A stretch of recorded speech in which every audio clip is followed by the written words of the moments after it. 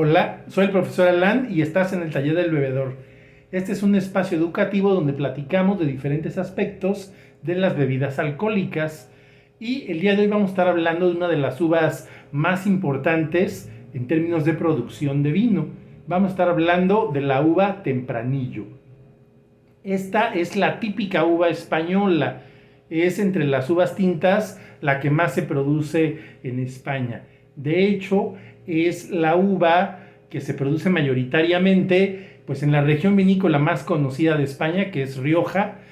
Bueno, más o menos el 60% de la uva tinta que se produce ahí en Rioja es de este tipo. También se produce de forma bastante abundante en Ribera de Duero, que es otra de las regiones importantes, pero pues en realidad se produce en casi toda España. ¿Por qué se le llama tempranillo a esta uva? Bueno, porque empieza bueno, más bien termina su maduración un poco antes, algunas semanas antes que el resto de las uvas tintas. Entonces, pues en ese sentido, si es cosechada antes, ¿no? Es cosechada temprano, por eso es tempranillo. El origen de esta uva es una hibridación natural que ocurrió hace más o menos unos 1000 años entre dos uvas, la Benedicto, que es una uva muy vieja, y la Albillo Mayor, que es una uva que bueno, hasta la fecha todavía se utiliza. Aparte de producirse en España, esta uva se utiliza en muchos otros lugares, en muchos otros países, como Portugal, por ejemplo, que es muy común para elaborar el Oporto, que pues es como la bebida más famosa de Portugal. Se produce también en Argentina, en Chile, en Perú, en Uruguay, en México, en República Dominicana, a pesar de que no es uno de los grandes lugares productores de vino ni de uva, también ahí se alcanza a producir. En Australia también se produce. En Estados Unidos también es uno de los productores importantes. Ahí me detengo un poquito en Estados Unidos porque tiene su historia ahí bastante curiosa. Esta uva es introducida a principios del siglo XX, pero no tuvo tanta aceptación hasta que más o menos por ahí de 1980 trasladan algunos cultivos de esta uva a zonas más altas. Y entonces ahí sí ya empieza a agarrar como más fuerza, se empieza a hacer como más carismático la producción de vinos vinculados a esta uva, bueno, y agarra el renombre actual. ¿Cuáles son las características de esta uva? Bueno, es una uva tinta de piel muy gruesa y tiene un color negro, que es un color negro como azuloso más o menos. Puede usarse para hacer vinos jóvenes, pero también para hacer vinos de crianza, sobre todo en barrica de roble. La característica de este tipo de vinos es que generalmente tienen un color rubí o muy cercano a rubí y que generalmente tienen muy buen cuerpo.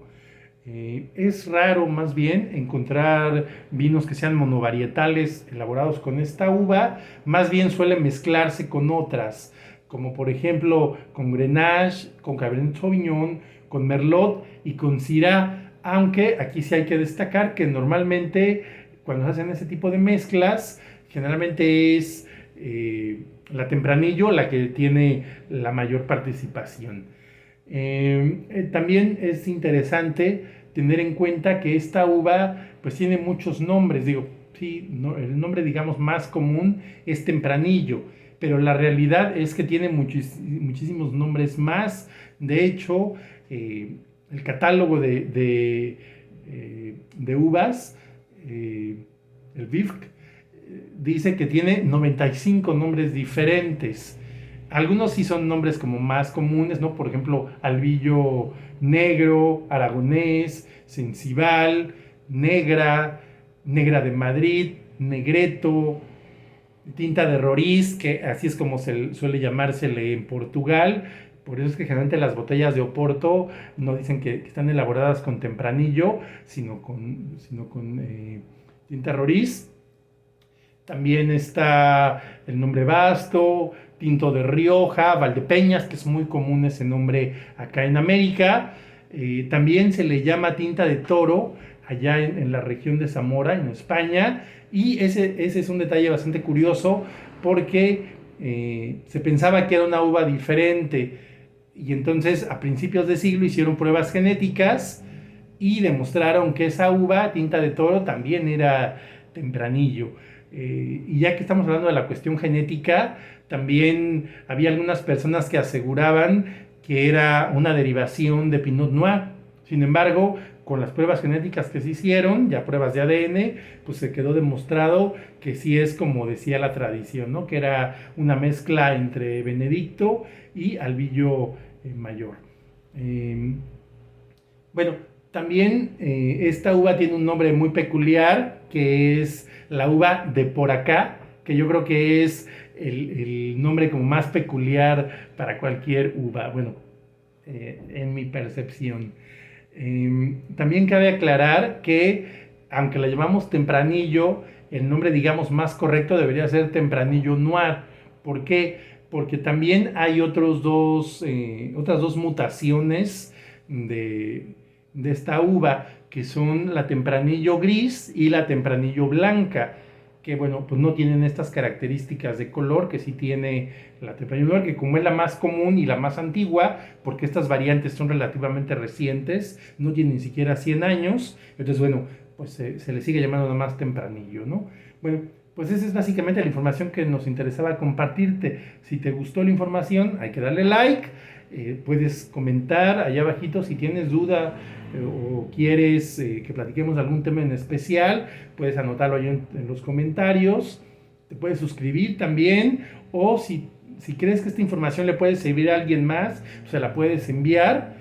Y bueno, pues si no has probado todavía los vinos elaborados con la uva tempranillo, pues te invitamos a que los pruebes, por supuesto, siempre con moderación, para que puedas seguir bebiendo.